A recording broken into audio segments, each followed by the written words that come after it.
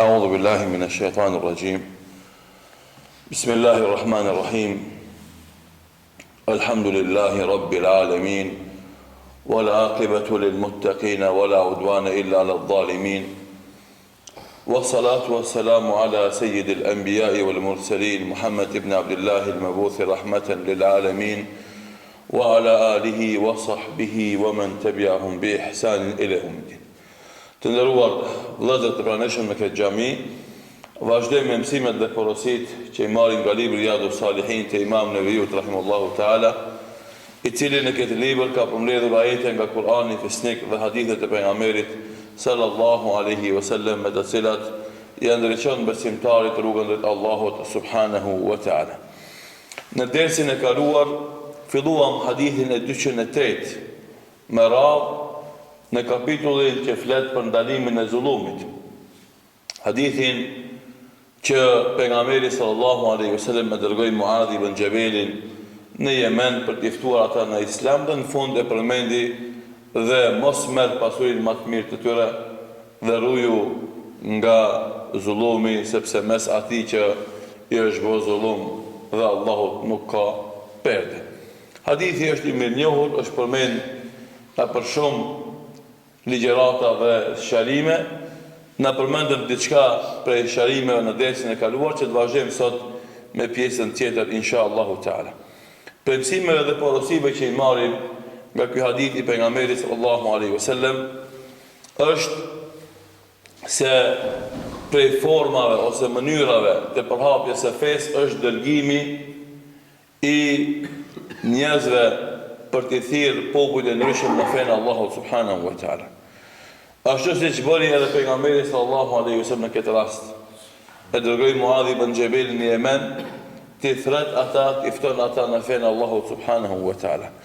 Ashtu sikur se kishte bërë më herët me Musab ibn Umair radhiyallahu anhu, të cilin e kishte dërguar në Medinë para se të bënte hijrat ai vet sallallahu alaihi wasallam. Andaj brenga e thirrjes në Islam dhe udhëtimi në vende tjera ku s'ka debutuar fjala Allahu Xhelal dhe porositë e pejgamberit sallallahu alaihi wasallam duhet të jetë e pranishme edhe sot tek na. Normalisht që këtë punë duhet me kry shteti, e kam për qëllim shteti Islam, i cili bazë të preokupimeve të veta edhe të galeve të veta duhet ta ketë përhapjen e thirrjes islame. Për këtë edhe ndërtohet shteti. Dhe ai e ka për detyrë dhe obligim që njerëzit e ditur, njerëzit e përgatitur, njerëzit me përvojë dhe detyrë t'i dërgon në popujt e ndryshëm dhe t'u përcjell mesazhin e Allahut subhanahu wa taala. Në mungesë të shtetit islam, në mungesë të shtetit që e merr përsipër këtë detyrë, atë na mbetet neve muslimanëve kjo obligim dhe kjo detyrë. Dhe të gjithë na do ta kemi brengë dhe kemi gale. Andaj jemi dëshmitar këtu në vendin tonë të fshatrave ku mungon një gjallëri islame, ku mungon një thirrje islame, e mos flasim për qytete dhe fshatra në vendet periferike të shtetit tonë, ku atje ka pas musliman, ka xhamia, mirë po s'ka kush punon për t'i ftuar ata në mësimet dhe porositë e Allahut subhanahu wa taala. Sa njerëz, hoxhallar dhe aktivista islam e kalojnë kohën nëpër kafene dhe çajtore. Mirën me punë të pavlefshme dhe ndoshta shumë herë edhe të gabuara edhe gjuna, në vend se ata kalojnë kohën e tyre në vepra të panevojshme, të pavlefshme, në vepra që janë gabim, do të ishte shumë e saktë edhe urtë që të shpërndahen edhe të marrin pjesë në thirrjen e atyre popujve, atyre fshatrave, atyre vendbanimeve dhe atyre njerëzve në fenë Allahut subhanahu wa taala. E kemi dëshmi një rast për rasteve më të freskëta. Një prej vëllezërve tanë ka shkuar dikon në fshatrat e Bogdanësit. Edhe atje gjehet xhumo. Është fal xhumoja, imami, një xhamat tamam, një xhamat me tmeta mendore, do thot ky vllau jon edhe 3 punëtorë që i ka qu dikush prej të pasurve të Shkupit për ta bërë atë xhami dhe për ta ndërtuar xhami. Para mendoni, do të ketë dallim, edhe kjo ndodh këtë vend, këtë Maqedoni. Nuk është në vende tjera. Një xhumë që falet do me 3 xhamat vendor dhe 4 mysafir, edhe një xhumë që falet në Shkup, ku xhamiat mbushen edhe oborët e tyre. Pse atje falen 3 e këtu falen 300? Pse atje falen 3 e këtu falen 3000? Sepse këtu dikush ka punu e atje ka mbet pasdore. Andaj xhamati jon, aktivistat ton, hoxhallarët e ton, hafëzlerët e ton, nëse të kalojnë kohën këtë gjethnatave në përqajtore, do të ishte shumë më e saktë, edhe më e urtë, edhe më e dobishme, edhe më frytdhënëse që të shka përderdhen spaku një herë në muaj të vizitojnë këto vende, apo në 2 muaj edhe të lanë gjurmë të veta. Po të regon ki vëllau, për rasteve, par 19 viteve, një delegacion i muslimanëve ka shku dhe i ka vizitu në atë fshat, edhe njërit për tyre, edhe ajo është për xhamatlive tonë, ja ka mësu disa çështje të fesë, edhe ai para 19 vite ato gjëra që i ka mësu, i ka marrë mend, edhe është xhamati i dytë me imamin, do të thotë që ka ardhur në këtë fshat. Edhe është interesant më tregu se imami këtë fshat nuk është i këtujt, është jashtë. Ka ardhur këtu me kry vazifen e imamit. E ka qenë dikush tjetër me kry vazifen e imamit. Do të them se nëse na vrapojmë, nëse na preokupohemi, nëse na angazhohemi që me dhënë kontributin ton në ato vende të larta, të braktisura, për të mësuar atyre fenë Allahu subhanahu wa taala, padyshim se do të kishim lënë gjurmë, edhe do të kishim ndihmuar që njerëzit të adhurojnë Allahun dhe xhelal, të largohen nga ignoranca dhe të kthehen në fesë Allahut subhanahu wa taala. Pasi që kjo pas ka qenë mënyrë që ka përdorur pejgamberi sallallahu alaihi wasallam. Edhe mendoj se kjo është punë shumë serioze. Edhe gjithna duhet ta bëjmë pjesë të agjendave tona, dhe të organizohemi për të vizitu këto vende të braktisura, të lëna pasdore, ku mungon thirrja islame dhe njerëzit ndoshta kalojnë vite e vite nuk e thojnë shahadetin, ose kalojnë vite e vite nuk dëgjojnë ezan, e kalojnë vite e vite nuk e falin namazin.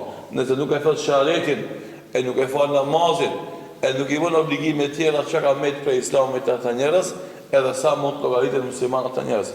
E një përgjithësi e kësaj gjendje të keqe atje është edhe e jona, edhe e debelison, edhe dhënjes pas luksit, luksozit, që fatkeqësisht një pjesë e madhe e jona është e angazhuar te, e pastaj kur të ka shumë xhamat, e kur të ka shumë hoxhallar, e kur ka shumë aktivista, atë fillon ngrimtja.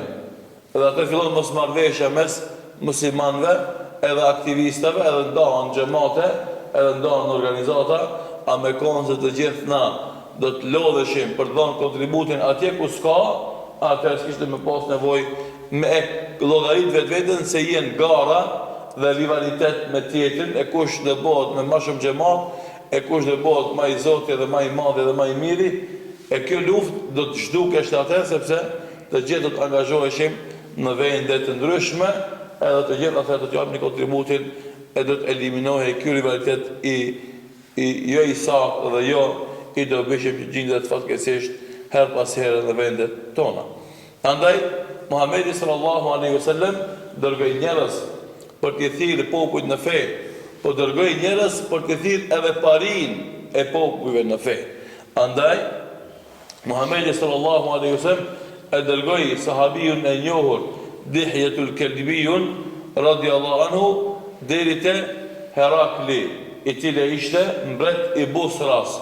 Busra është një qytet mes Hijazit edhe Shamit, edhe në Sirin e kësaj kohe, në rrugë nga Damasku për shku në Aman, e ki dhe dhët në periferi dhe mund të Damasku të këtë qytet i cili ka qenë në atë kohë dhe dhët vendi ku ka ndejt Herakli.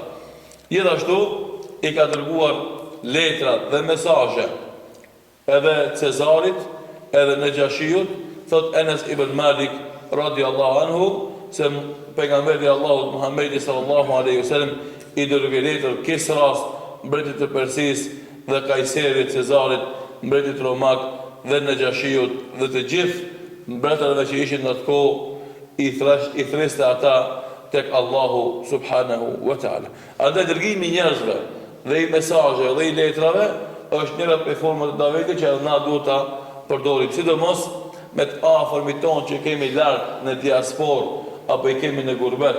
Dërgimi i letrave, i porosive, i mesazheve, më herët ishte thjesht letre për mi dërgu me e marë, mirë po sot ki mënyra më të lehta, ki e-maila, ki SMS-a, ki tash me këto rrjetet sociale, ki tash nëpërmes këtyre aplikacioneve të ndryshme, mos i haro, mos i lënë pas dore, bënë një grup, qoftë ato në programin ose aplikacionin që është Viber, apo në WhatsApp, apo në Facebook, apo kudo qoftë, edhe mbaj ata në komunikim duke u dërgu letra her pas here, e t'i ftosh ata në fenë Allahut, e t'i ftosh ata në shahadet, e t'i ftosh ata në falë namazit dhe kryen obligimeve të islamit.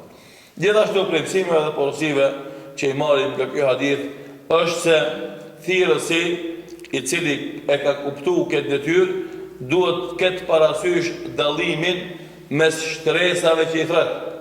Dallon kur të folish me një musliman për shkupit. Edhe dallon kur të folish me një njeri që i thot vetes musliman për Shqipëria. Pse? Vetdia fetare e muslimanit shkup është e ngritur. Vetdia fetare e një muslimanit të Shqipërisë është e ulët. Edhe atë që ti e kalon si muhabet let me një musliman shkupit, ndoshta do duhet pak më zamet, më shumë fakte, më shumë argumente, më shumë debat me atë që është i Shqipërisë. Edhe këtë dallim duhet me pas pastaj gjithashtu mes atyre që janë musliman, edhe nuk e praktikojnë islamin, edhe atyre që nuk janë musliman. Pastaj ata që nuk janë musliman duhet me bëj dallim mes atyre që janë ehli kitab, edhe atyre që nuk janë ehli kitab, atyre që janë ateista apo janë idhujtar. Dhe këto dallime duhet mi pas parasysh ti kur shkon me komuniku me dikan edhe me thirr në fenë Allahu subhanahu wa taala. Jo rastisht pejgamberi sallallahu alaihi wasallam i tha Muadh ibn Jabal, o Muadh, je duke shkuar tek një popull që është prej ehli kitabit, janë krishterë edhe janë hebrej. Edhe kjo ishte pjesa më e madhe e Yemenit në atë kohë, domino është prej krishterëve edhe hebrejve, pak ishte idhujtar në Yemen. Edhe kjo për mi i dhënë informata të duhura Muadh ibn Jabalit se me çfarë popull ka me pas punë. Një popull që beson Zot, një popull që beson fe, por ka gabime në besimin e vetë. E ki normalisht ma letë me komuniku me ta, se me një popull që është idhujtar, ose me një popull që është, domethënë, i ateist, apo nuk beson në asgjë. Andaj, mbetet detyrë e thirrësit, i cili don me pas efekt edhe me pas ndikim tek shoqëria apo njerëzit ku ai i thret ata, që të ketë parasysh dallimin mes këtyre shtresave, edhe të përdor metodat e dobishme, e sakta dhe të përshtatshme për komunikim me atë pjesë të shoqërisë. Edhe kjo fatkeqësisht shpesh e shkelet për neve. Andaj shkon në flet me një ateist shqiptar për vendeve tona, sikur të flet me një musliman besimtar, po xahil ose njeri i cili ka hyrë në gjunahe.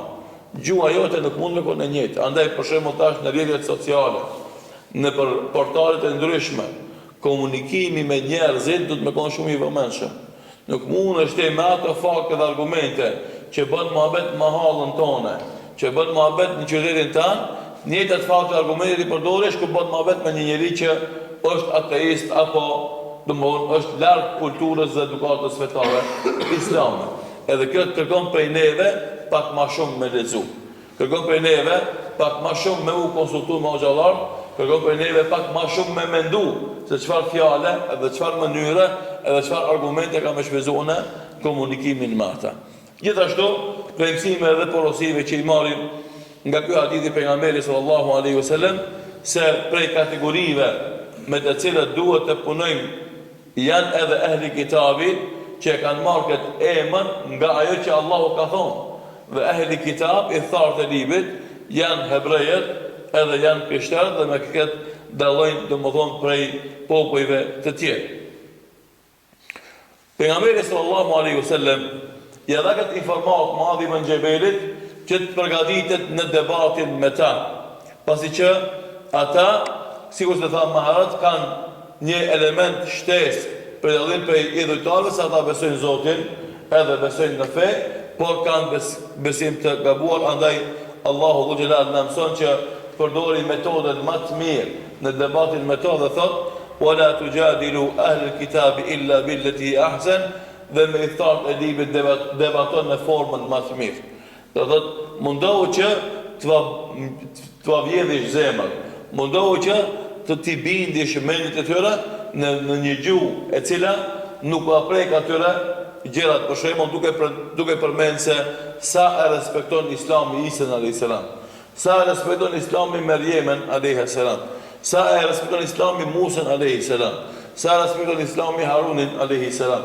Dhe kur tregosh pozitën e madhe që kanë këto pejgamber të Allahut, Isa, Musa dhe Haruni alayhimus salatu wassalam në Islam, dhe se këtë një sure e ka emrin Merjem, edhe në sa sure flitet për Isën alayhis salam, kjo i bën ata pak më afër te, pastaj ja ofron atyve tauhidin, monoteizmin, i cili është shtylla e besimit të shëndosh, dhe se ata me besimet e tyre, qofshin në Trinitet apo besime se pejgambert arrin vëllat e Zotit, atëre u fillon dalë vëllar u demanton atyme dhe ata vijnë deri te e vërteta.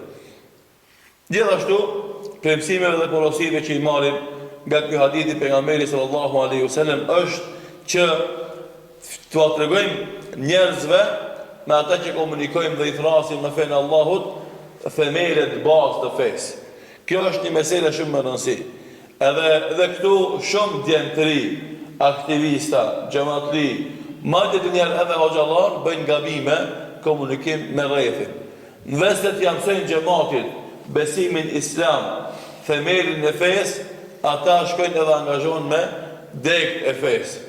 Në vestet i flasin për shahadetin dhe namazin, ata u flasin për gjëra që janë të fesë, por rënditja e rëndësisë se atyre veprave është pak më vonë, nuk është në këtë drejtim. Andaj pejgamberi sallallahu alaihi wasallam e mësoi këtë gjë Muadh ibn Jabalit dhe e mësoi që mos mirret me detalet e fesë, por t'ia tregon popullit në Yemen themelit e fesë dhe i tha, do t'i thrash ata që të dëshmojnë se s'ka Zot tjetër veç Allahut dhe se Muhamedi sallallahu alaihi wasallam është i dërguari i Allahut, nëse ata e respektojnë këtë, atëherë ti mësosh ata se Allahu ka bërë farz 5 kohët e namazit gjatë ditës dhe natës, nëse ata e pranojnë këtë dhe respektojnë, pastaj ti mësosh ata se Allahu ka bërë farz zakatin, i cili mirret nga pasanikët e tyre dhe u kthehet fukarave të tyre. Andaj është interesant edhe në këtë përshkrim, edhe në këtë përcaktim, ja tregoi Muhamedi sallallahu alaihi wasallam shahadetin, namazin edhe zakatin. Nuk e përmendi agjërimin e ashaxhit. A thu vallë, pse? Nuk e përmendi agjërimin edhe haxhin, edhe pse kjo ndodhi ka ndodhur në vitin e 10 të Hijretit, në fund, pak para se të vdek pejgamberi sallallahu alaihi wasallam, që ka qenë në agjërimi obligim. Edhe haxhi vetë, domethënë, është njoft. Ulemat kanë thonë, i ka dhënë një qëllim shumë interesant, se themeli i fesë, çelësi i hyrjes në fesë të shahadetit, s'ka mundsi njeriu me qenë musliman pa qenë shahadet. Andaj këto patjetër me përmend. Edhe obligimi i parë, i cili e vërteton shahadetin, dhe që nëse njeriu nuk e bën pikpyetje ka shahadet, është namazi. Dhe këtu nuk ka gjithashtu hapësirë. A obligimi i tretë e ka përmendur zëqanin, pse? Se njeriu shumë e don pasurinë. Mundet për shembull me thonë shahadetin, edhe mundet me fal namazin, ama të veret e parja me thonë kadar. Ketë, ama parën nuk mujnë me thonë. Pse? Se Allahu Dhu Xhelal kur e përshkruan njeriu, thot dhe raportin tim me pasurinë dhe i thot wa yuhibbuna hubban jamma, dhe ata shumë e dojnë pasurinë. E tash ku njeriu përgatitet edhe bëhet gati edhe e zbaton zakatin, do të ai njeri do të e tha shahadetin, e bëri namazin që është obligim i tij fizik dhe është i gatshëm me fliu nga pasuria e tij, atë për agjërim edhe haxh ka lehtë. Pse? Se agjërimi gjithashtu është adhurim fizik, ai nuk ka me dhon parë, ka me vetë pa buk, mundet me nejt. Masi e fal namazin, e agjeron edhe Ramazanin. E haxhi është adhurim fizik edhe material. Masi jep zekatin, e ka mundësi me harxhu parë edhe për haxh. Masi e fal namazin, atë ka mundësi me kry edhe haxhin. E para e dyta, po edhe nëse nuk arrin me kry haxhin vet, ka mundësi me çu dikan me bedel për te, domethënë në vend ti me kry këtë ibadet. Ama te namazi nuk ka bedel, te shahadeti nuk ka bedel, edhe te zekati nuk ka bedel. Si mëse jap shti vet, atëherë nuk ka kush e jep për ty. Andaj jo rastisht i ka përmbledh të tre ibadete: shahadetin, namazin edhe zekatin. Kush i bën këto, tre i bën edhe ato dy tjerat. Ama nëse njëra për ty nuk e bën, pyetja sa ka mundësi me i bë ato dy tjerat që kanë mbet. Edhe kjo tregon gjithashtu do të përmend thelbin më të rëndësishmet, pastaj ato tjerat që janë të rëndësishme, dhe këtu na duhet ta kemi parasysh kur flasim me njerëzit pa udhëzuar, me njerëzit që nuk falen, me njerëzit që janë larg xhamie, larg muslimanëve, duhet ta kemi parasysh se me çka e fillojmë muhabetin ton. Cila është tema kryesore me të cilën na flasim me ta, edhe kjo ndodh shpesh edhe për debatet tona, sidomos nëpërmes internetit, ku hapet një temë sekondare, pa rëndësi, pa vlerë, edhe marrin në gjumë xhamati mi dhon xhamat atij. Nuk është më rëndësi e mëson mirë këtë meselë, nuk e mëson, sa është më rëndësi me mësu shahadetin, e me mësu namazin, edhe me mësu obligimet bazë të Islam. Gjithashtu, pejmësimeve dhe porosive që i marrim nga ky hadith i pejgamberit sallallahu alaihi wasallam është që të kemi parasysh prioritetet në kuptimin dhe zbatimin dhe thirrjen e njerëzve në fe. Andaj këtë renditje të obligimeve më të rëndësishme para atyre që janë të rëndësishme, është shumë e rëndësi. Edhe kjo ka nevojë për një shkollë, ka nevojë për një mësim, ka nevojë për një kuptim që mos më bë gabime. Edhe prej meseleve për shembull që shpeshherë rinia jonë është e aktivizuar në to, flasin për kufrin dhe tekfirin para se me fol për imanin. Para se me fol se si kena me në Islam, edhe si kena bu musliman, flasim si kena me në njerëzit për Islamit edhe për imanin. Edhe kjo padyshim është e përmbysur, temë ka e prapa. Duhet të jenë me fol për imanin, cilët janë themelet e imanit, se si bëhet njeriu musliman, çka janë themelet e Islamit, edhe pastaj obligimet e Islamit, e masën në fund, sikur se të gjitha librat e besimit islam. Flasin për besimin në Allahun, flasin për besimin në melaqet, flasin për besimin në pejgamber, flasin për besimin në libra, e në ditën e kiametit, e shenjat e kiametit, e në fund pastaj përmendin meselen e kufrit edhe tekfirit, çka është kufër, edhe kush bëhet shpallët qafir, cilët janë kushtet për me shpallë dikan qafir.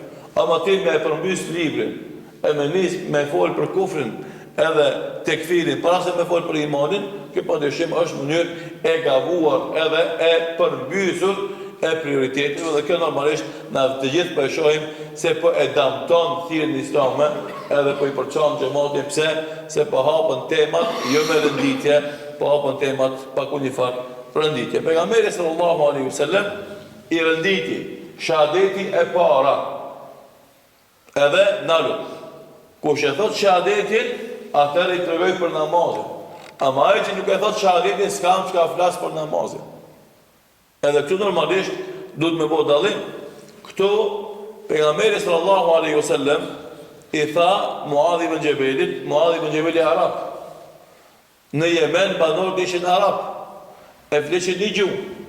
Andaj i tha, thuaj ju atyve, le të thojnë ashhadu an la ilaha illallah wa anna Muhammeden Rasulullah. Se s'ka të adhuruar me merit veç Allahut dhe se Muhammed është i dërguari i Allahut. Ata e kuptojnë këtë fjalë. E kuptojnë qëllimin e kësaj fjale. Edhe nëse e pranojnë, u tregon namazin. Te na duhet përveç se duhet me ia thonë shahadetin, e duhet me ia përkthy, duhesh munal edhe me ia sqaru. Çfarë do të thonë la ilaha illallah, edhe çfarë do të thonë Muhammedur Rasulullah. Që ai ta kuptoje, e pasi ta kuptoje, filloje të mendoje a ta pranoje apo jo. Sepse arabët në përgjithësi në atë kohë e dinin domethënien e saktë të fjalës la ilaha illallah Muhammedur Rasulullah. Që domethënë se ata më një herë duhet praktisin adhurimin e idhujve dhe statujave, edhe distancohen për tyre, edhe besojnë Allahun një. Andaj, ata, jo të gjithë me njëtin vullnet dhe guzim, dhe njëtin entuziazm e pranonin këtë fjalë, sepse e dinin se kjo e ndalon kategorikisht idhujtari. Mirë po të sot ki njerëz, sidomos për jo arabëve, po edhe të arabët, që thënë la ilaha illallah gjithë ditën, mirë po edhe gjithë ditën e shemin këtë fjalë la ilaha illallah me veprimet e tyre idhujtare, me veprimet e tyre që i bëjnë sikur si kanë bërë mushrik në kohën para Islamit. E do të thotë se ka kuptuar prashkak, ku t'ia thuaj se shahadetin duhesh edhe t'ia sqarosh, që ai ta kuptojë mirë këtë shahadet dhe pastaj të fillojë të jetojë sipas këtij shahadeti. Pastaj e përmendni namazin, pastaj e solli zakatin, që ai i cili e konfirmon e pohon tauhidin, edhe e mohon namazin, tauhidi i tij nuk është në rregull. Se namazi është argumenti i parë me të cilin ti argumenton se besimi jot është tamam. Si ta mosh në namazin, besimi jot nuk është tamam. E ki mask, e ki gënjeshtër. Nëse e bën edhe namazin, atëherë të bëhet obligim edhe zakati. A mëse nuk falesh, nuk thush adet, atëherë çka ka dobi prej zakatit. Andaj ulemat kanë thonë, një njeri që mirët me thirrje islame, duhet të jep përparësi asaj që është bazë, para asaj që është deg. E t'i bin njerëzit, t'i pranojnë themelet e bazët të fesë, e pastaj kur t'i pranojnë themelet bazë, ata vetë t'ju kanë pranuar edhe ata që janë tjera. Duke pas parasysh këtë rast shembull Muhamedit sallallahu alaihi wasallam, i cili në Mekë 13 vite u mur një sharimin e besimit islam, e monoteizmit, e tauhidit dhe disa ibadeteve, ama ishte tauhidi e qendra e vëmendjes. Kur e mjelli fort këtë besim në zemrat e sahabeve, atëherë kalun në Medinë, filluan të sqarohen detajet tjera të fesë Allahut subhanahu wa taala, dhe kjo shihet shumë qartë në këtë hadith të pejgamberit sallallahu alaihi wasallam. Gjithashtu, ajo që mirë nga kjo porosi është kalimi nga më e rëndësishme tek tjetra e rëndësishme, dhe këtë duhet ta kemi vazhdimisht si pjesë e veprimit dhe jetës sonë në kuptimin e fesë, në zbatimin e fesë dhe në thirrjen e njerëzve në fe. Fillojmë prej të më të rëndësishmes, edhe kjo është porosi për të rinj, mos shka përderdhin kohën edhe mundin, që duke në vend se të mësojnë bazat e besimit islam, edhe obligimet kryesore, të mirën me gjëra sekondare, ta humbin kohën e ta. Për shembull, njëra prej çështjeve është sot galja dhe brenga me atë që ndodh me umetin islam. Patyshim, me të dhimbje, me pas zemra jote dhimbje, për atë që ndodh umetit islam, anë e botës, ku do qofshin ata, u kanë probleme dhe të lashe, është pjesë e imanit. Ama, me harxhu këtë kohën, të përcjell lajmet, se çka ndodh atje edhe këtu, e me lanti leximin mbi tauhidin, e me lanti leximin mbi namazin, e me lanti leximin mbi pjesë e rëndësishme të fesë, me të cilat ti ke punë për ditë, nuk është urtësi, edhe nuk është mençuri. Se ti duhesh me di çka ndodh atje, ama informata globale të përgjithshme, edhe me bë dua për të ose me kontribu me mjete materiale ose forma të ndryshme që mundesh me kontribu. Ama në çku koha, edhe dite, edhe java, edhe muaj, edhe viti të bu ma vetë rreth atyre temave, atë ki mungesë të informatave bazore ose bazike mbi elementet kryesore të fesë, kjo normalisht nuk arsetohet në asnjë formë në fenë Allahut subhanahu wa ta'ala.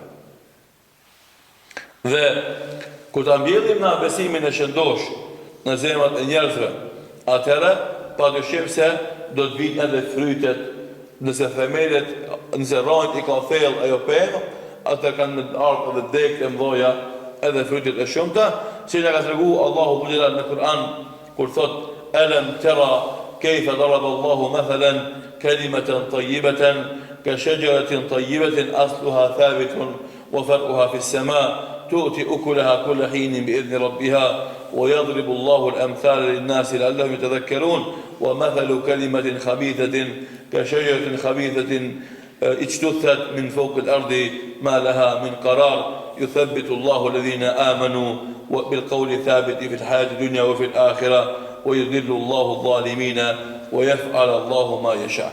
Në surën Ibrahim, Allahu Xhelal na sjell dy shembuj. Edhe janë shembull shumë interesant që na e kemi ndëgjuar, por ka nevojë vazhdimisht me përsërit. Thot Allahu, a nuk shihni se si Allahu e solli shembullin e fjalës së mirë, pemën e mirë, e cila rojnë kishte thellë në tokë dhe dekti kishte lart në qiell dhe jepshin frytet e bereqetit në çdo rast dhe në çdo kohë. Dhe kështu Allahu i sjell shembuj për njerëzit që ata të kujtojnë edhe të kuptojnë hakun dhe të vërtetën. Pastaj shembulli i dytë, shembulli i pemës së keqe, e cila nuk ka rojnë të thella. Shumë pak duhet për me shkull prej tokës, nuk e zë vendi vend. Nuk ka karar, por normalisht nuk ka as fryte e as dek. Thot Allahu Gudjar, pastaj Allahu kështu e forcon me fjalën e vërtet besimtarin në jetën e kësaj bote edhe në ahiret dhe e lën në darret zullumçarin dhe kështu bën Allahu çka don ai. Domthon shembull se kur të është besimi i thellum në zemrat tona, atëherë kanë më ardhur frytet dhe bereqetet padyshim një pas një në jetën tonë. Dhe prej porosive dhe mesazheve kryesore që kanë të bëjnë me këtë temën është mu rujt për zullumit. Pse? Se zullumi e ka fundin e keq dhe zullumçari mas paku që humb është se duaja e atij që i bëhet zullum bëhet kabul te Allahu subhanahu wa taala. Sepse nuk ka perde mes atij që është bërë zullum dhe bën dua dhe Allahu subhanahu wa taala. Dhe njeriu në jetën e tij duhet të ruhet prej zullumit, sepse zullumi është një cilësi e keqe ku dominon aty ajo ka me humb dhe ka me uprish dhe ka me sjell dënimin e Allahut subhanahu wa taala. Thot Imam Kurtubi rahimullahu taala, për mësime që i marrë nga ky hadith është se Allahu e ka bërë haram zullumin dhe i frikson zullumçarët nga fundi i tyre dhe se duaja e atij që është bërë zullum pranohet. Dhe këtë tregon se njeriu që i bën zullum ka të drejtë ai me bë dua kundër zullumçarit që i ka bë atij zullum dhe se kjo dua ka premtim të sigurt për Allahun se ka mu pranu dhe nuk ka mu refuzu, siç thot pejgamberi sallallahu alaihi wasallam, a ka treguar në hadithin e mëhershëm, Allahu i jep afat zullumçarit, ama kur ta ndeshkoje, atë s'ka mundësi me shpëtu ai për ndeshkimin e Allahut dhe pastaj lexoj ajetin Kur'anor, kështu Allahu i dënon vendbanimet zullumçare edhe dënimi i Allahut është i ashpër edhe është i dëmshëm. Gjithashtu, ne tërheq edhe nga zullumi se fundi i tij është i keq në dunjë edhe në ahiret, siç ka ardhur në hadith tjetër pejgamberi sallallahu alaihi wasallam, ittaqu dhulma fa inna dhulma dhulumatun yawm al-qiyamah, rujuni prej zullumit se zullumi është errësirë ditën e kiametit dhe rujuni nga kopratësia sepse kopratësia i ka shkatruar popujt para jush. Çka do të thonë errësirë? Në ditën e kiametit, kur nisesh ti me për ngjallës më u thu, atëherë kur kanë nevojë këtë pjesë për nur dritë, me kaluar në siratit ja të kemë pas edhe normalisht kemë ujt me kalu urën e siratit, edhe është devijimi vështirësi që kam i pas njeriu në dunjë edhe në jetë për shkak të zullumit. S'ka dyshim se zullumi, kudo që është i pranishëm me të madhe, qoftë ajo shoqëri apo individ, nuk ka mundësi me ecë për para dhe me shpëtu. Thot Imam Ibn Taymija rahimullahu taala, inna an-nasa lam yatanaza'u fi anna aqibata adh-dhulmi wakhima. Të gjithë njerëzit janë pajtuar se fundi i zullumit është shumë i keq. Wa aqibatu al-'adli karima, dhe se fundi i drejtësisë është shumë i ndershëm, shumë fisnik. Dhe thot wa anna Allaha yansuru dawlata al-'adila wa in kanat kafira, dhe se Allahu do të ndihmon një shtet të drejtë edhe nëse është jo besimtar, wala yansuru dawlata adh-dhalima wa in kanat mu'mina, dhe se Allahu nuk e ndihmon një shtet zullumçar edhe nëse është besimtar. Këtë e ka thonë në disa vende, e përmendim në mëndresin e parakaluar të një libër tjetër, sot e përmendim me një libër tjetër me Gjumul Fetava, vëllimi 8 faqe 62 deri në faqen 73. Pra kjo është edhe fundi i sharimit të këtij hadithit të pejgamberit sallallahu alaihi wasallam, duke lutur Allahun vazhdimisht që të na bën të drejtë dhe të na ruaj nga zullumi dhe zullumçarët. Duke lutur Allahun vazhdimisht që në ditë të bishme edhe vepra të mira, duke lutur Allahun që ashtu sikur se na ka të bëu në këtë xhami, në këtë kohë të bereqeshme, për të lexuar hadithin e pejgamberit sallallahu alaihi wasallam. Allahu na bashkoft me pejgamberin sallallahu alaihi wasallam në xhenet. Aqulu qawli hadha wa astaghfirullaha li wa lakum fastaghfiruhu innahu kana ghafuran rahima.